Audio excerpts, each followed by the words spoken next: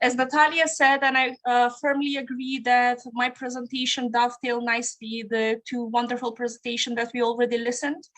And in a way, I come to you as a blend of both researcher, one of those who are content creators, and as a teacher, someone who uses this content either directly from my own research or filtered via many different learning websites that we can use to adapt materials for our classes, like we already mentioned, BBC Bite Size and Khan Academy and Nusella that has adaptable reading levels.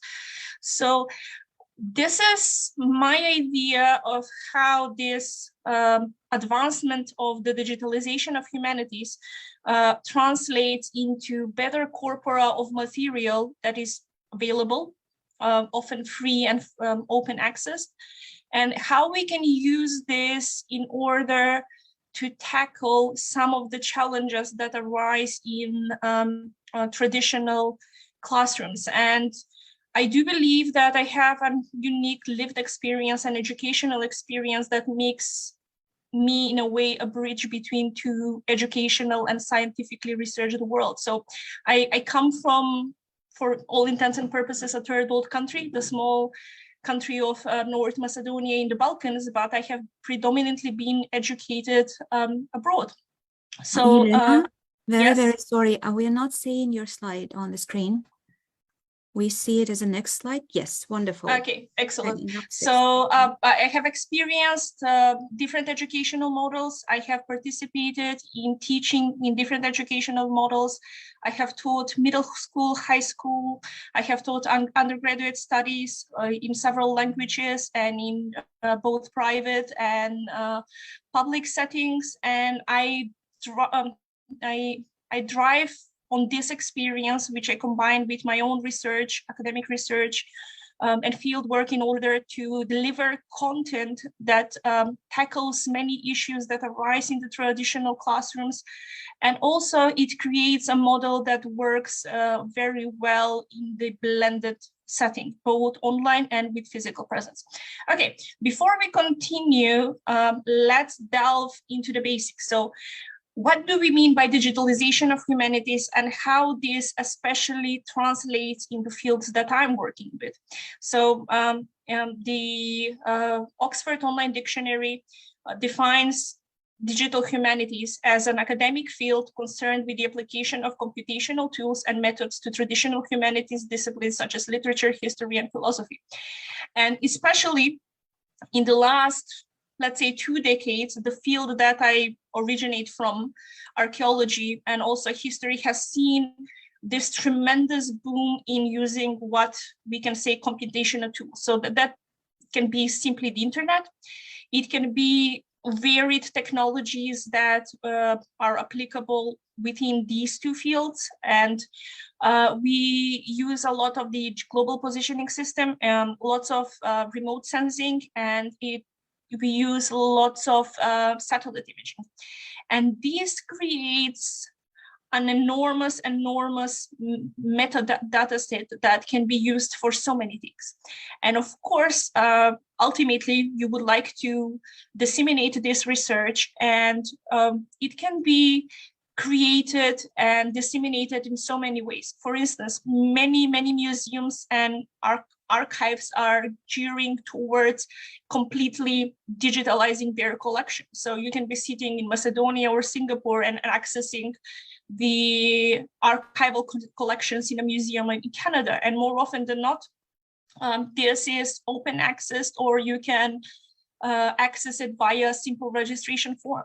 Another thing, same goes, and this is something that was a very big anchor for my well-being during the lockdowns, is accessing online exhibitions. Again, that can be a local initiative of a single museum, or you have sites like Google Arts and Culture, where you can access more than 2,000 online exhibitions, and many of them have different levels of accessibility for different age groups. So very lots of children and student-friendly activities that can be employed in the classrooms. So again, what our previous talker taught about online formal and informal education, that is definitely picking up the pace, and it's permeating every aspect of our daily lives, and it's becoming merged with our daily lives. And we have digital scholarship and different ways how this is disseminated. For instance, many journals in my field, archaeology and history, nowadays don't even have physical copies anymore. They will be open access. You can access them from a library computer, or you can access them from your own home. So again, the scholarship is becoming more and more digital itself. And of course, on one hand, we have digitalization and making it available of a material that is already created, that it already has its physical counterpart. However, there are more and more projects that are emerging that are simply completely virtual. So I participated in one such initiative in the past 5 years, when scholars from the Balkans created the Labedia, which is the encyclopedia of the late antique Balkans, and each of us contributed with our own research from our own country to create this open access website where one can educate themselves on different aspects of the late antique Balkans, on its history, art, and archaeology.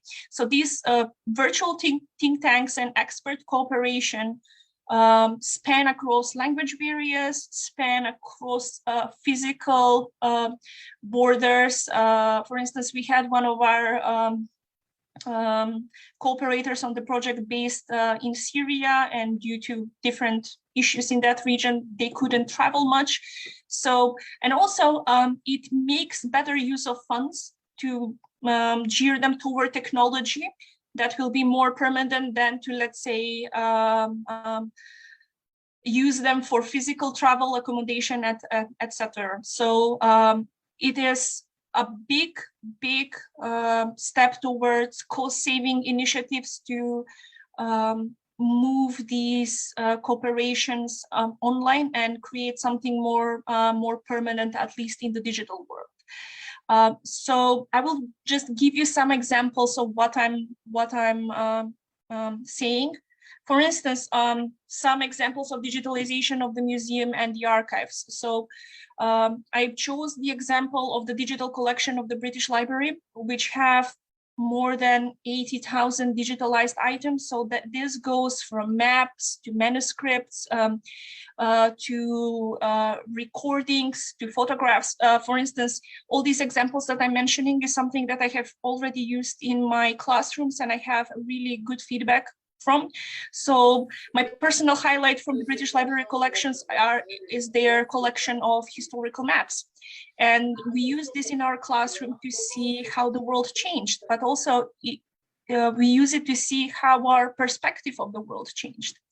And for instance, the digital collection of the Ashmolean Museum, the University Museum at Oxford, by 2020, they already digitalized 25% of their collections. This is the cumulative collections that they have, not just what is on display.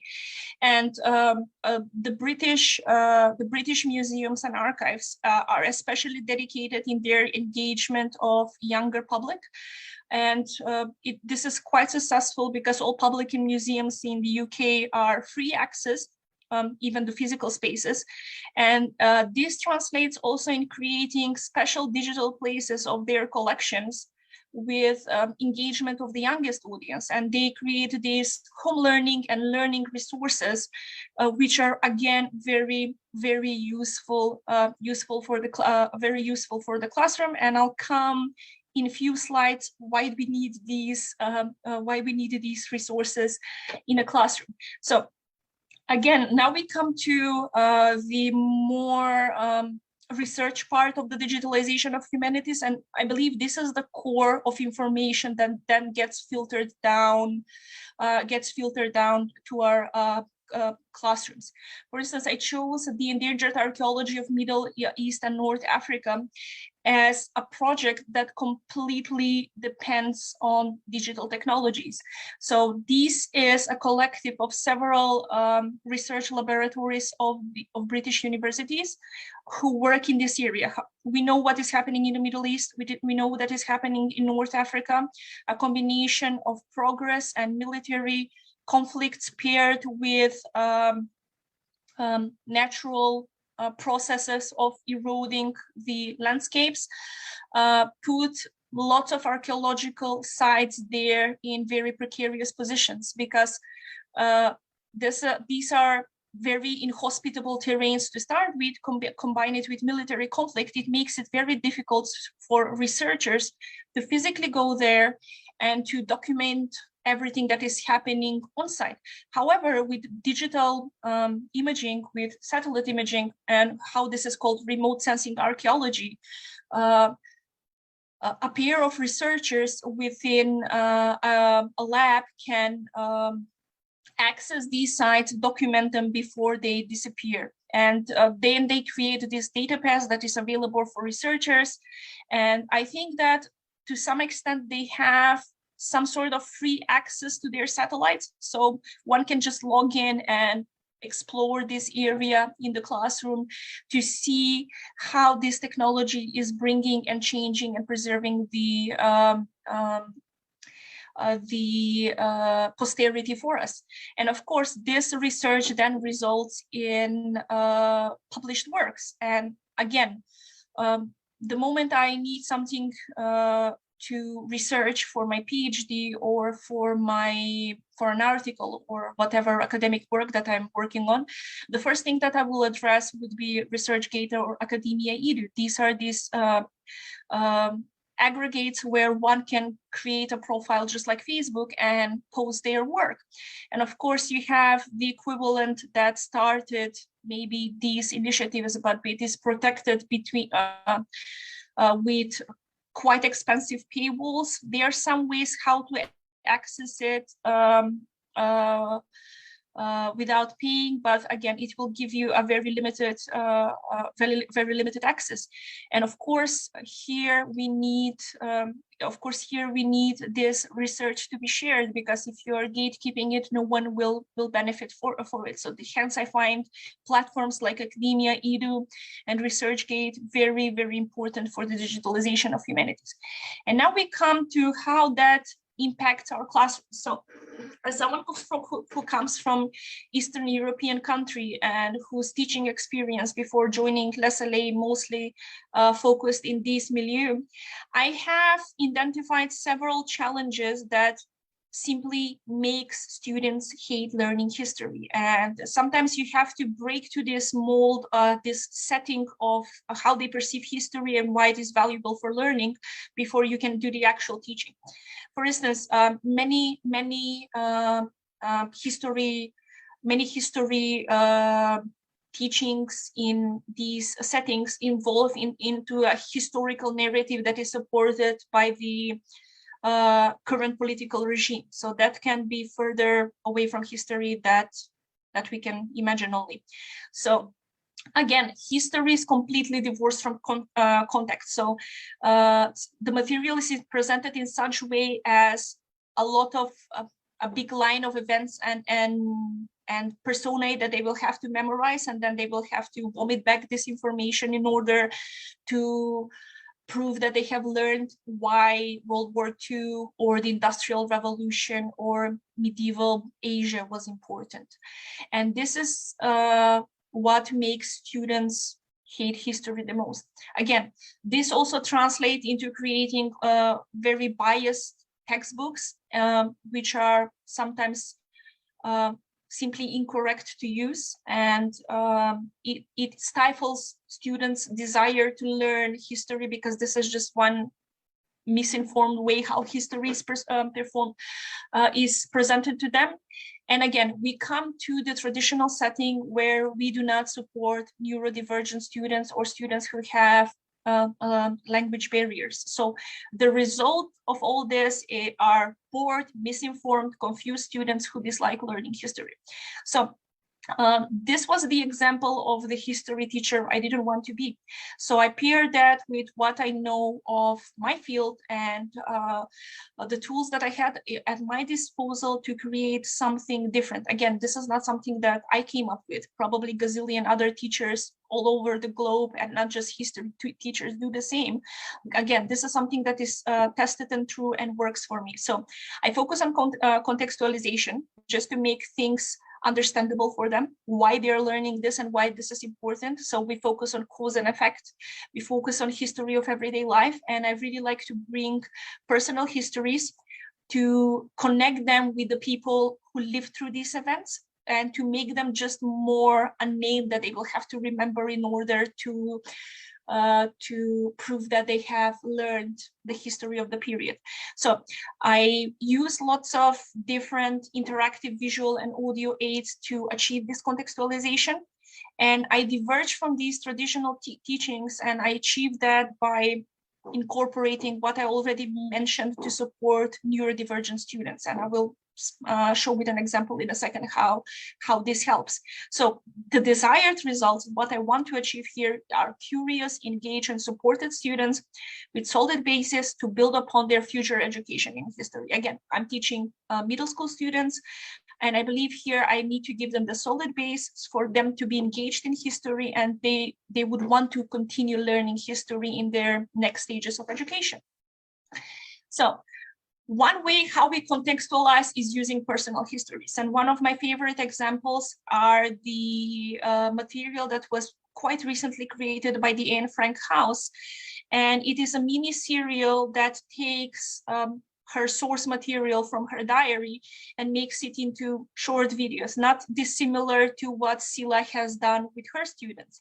And here, again, we are talking about a girl who lived almost a century ago, who is of similar age to our students, and bringing her personal experience, can make her more of a name. It makes her a real person.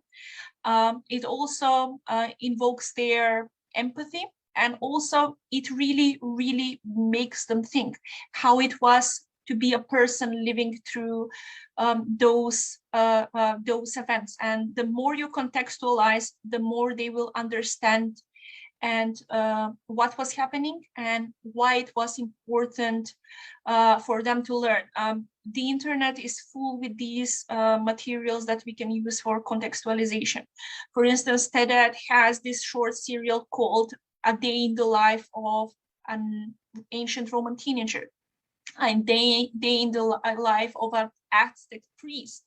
And all of these materials are supported by historical and archaeological research, and they're being made into a format that is easily understandable and accessible to middle school and high school age students. And it's really useful to have them in your classroom. And another way how I pair these videos with a way to help my students is that they are also a type of contact that works really well with neurodivergent students. For instance, on the left side, what I'm showing here is the image that it gives you on the Roman city of Carthage when you learn, when you read the text on Britannica Kids about Roman Carthage. So unless you're an archaeologist or very enthusiastic about ruins, this image on the left doesn't tell you anything. And it is followed with a big block of text, which is very informative and very interesting to read. But if you are experiencing a language obstacle or dyslexia or the short attention span that goes hand in hand with ADHD, this is a text that is not very useful for my neurodivergent students. What I did instead, and I'm afraid that we won't have the time to play it, is this is just one short minute video of a 3D rendering of ancient Carthage based on archaeological excavation and based on written records of the period.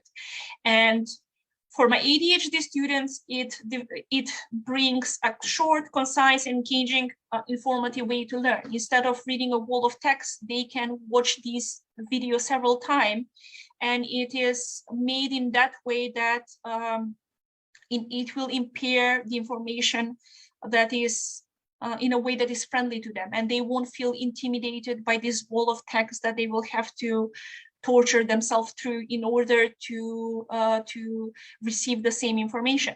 For my dyslexic students, I have an audio and video of the same information, so they don't even have to read it.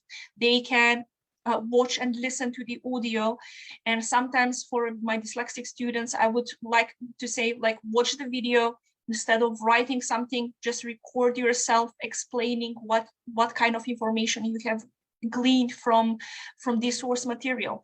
And of course, for language obstacles, you have subtitles, and many of these online videos will have subtitles in different languages, or you can just click the auto-generate translation and you will have translation in any language imaginable. For instance, in this exact video, I played it for them also to listen how ancient Latin sounded, and I had the English translation. And later on, I put the English spoken voice, and I put the Russian translation on the bottom. So in a way, with one simple accommodation, we can make it more engaging and interesting, and we can also help the students with the different needs to learn and not to feel intimidated and not to feel singled out. And again, this works well in a traditional classroom with physical settings. We also use other hands-on methods to combine when we are with physical present. And it also works really, really well with online learning. So without any further ado, let's leave some time for the questions. And if you have any follow-up, and I'm very willing to share the slides themselves, if anyone wants to use them and consult them, just please email me. And of course, you can consult my academia either if you want to see any of my further works. Thank you.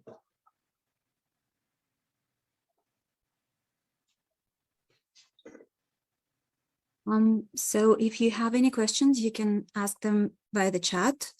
We've had a question that actually came from our Facebook into our direct, because we're also streaming to Facebook.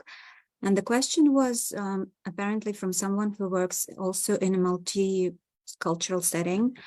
And the question was, you mentioned the biased textbooks in your presentation and sort of the curriculums that are set at the official level. So, but in many countries, these national wide curriculums would also lead to certain standards in national testing. So if you teach history through a different means, how would you prepare students for national testing, which also standardized testing, which relies on students knowing the data and the exact facts in the events, and also maybe some biased interpretation of these facts. So how do you balance that? Well, this was an exact example that I had when I taught national history on high school level in my own country. And I would say, this is what your textbook says. This is a textbook that hasn't been changed in 20 years since I was a high schooler, and it was rather biased and flawed textbook even back then. And I would combine this information with, like, this is what your textbook say. This is something, let's say, information that we have from somewhere else. For instance, I paired this information from with original source matter from archives elsewhere. I remember that I used French and American and British archives talking about the same period and the same issue. And this was a good way to prepare their critical thinking skill. Can you notice the discrepancy? What do you think the discrepancy exists? And of course, they were very, very aware that when it comes to national testings and national standards, they need to provide the information that it is provided in the textbook. I made no bones about it. I told them that when it comes to their, let's say, finishing high school's exams, if they choose history, because it was as an elective that you can take as your finishing exam, you will have to prepare yourselves with the information as it is presented in the textbook. In the country where I taught, my home country, we have mandatory high school education, and the textbooks and the program are approved and accredited by the Ministry of Education, and it doesn't leave much space to teach history in a different way unless you do lots of groundwork yourself. So unfortunately, what my history students had and what I did with them is something it was simply not available to many other students across the country. And I believe this is the situation all across Eastern Europe, and probably not exclusive just to this region of the world. Okay, thank you. We have another question in the chat. It's about language barriers. As you noted, many of the resources available online are in English only. So what kind of strategies you would suggest to support students whose English is limited or insufficient to consult these resources? Well, precisely that. For instance, many of the videos have the options to speed up or speed down the regular pace in which they play out. So what I usually do with my students who are struggling a little bit with their English, we are just slowing down the speed. And we make sure that there are subtitles in a language that is familiar or native to them. And of course, we take lots of pauses. We watch a segment, we pause it, we discuss what we have watched, and then we continue.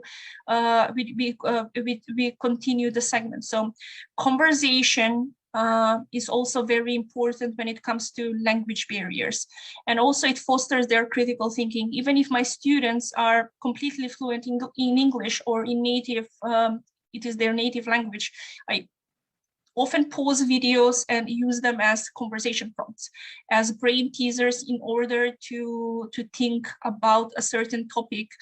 And I do believe that this doubles the value of these videos, to use them as a source and presentation of information, but also to use them as conversation prompt to develop and foster their critical thinking skills, and also their oral skills, how to express themselves and how to formulate their thoughts based on the information that they just divulged from one type of source. Okay, thank you so much. Do we have more questions? Okay, I don't think we are. Jelena, thank you. That was really, really exciting. And as we said, as you noted, we will be sharing the resources, and we will share the presentation that Jelena made, so you can use it for your own purposes, and you can also email us and we will forward the questions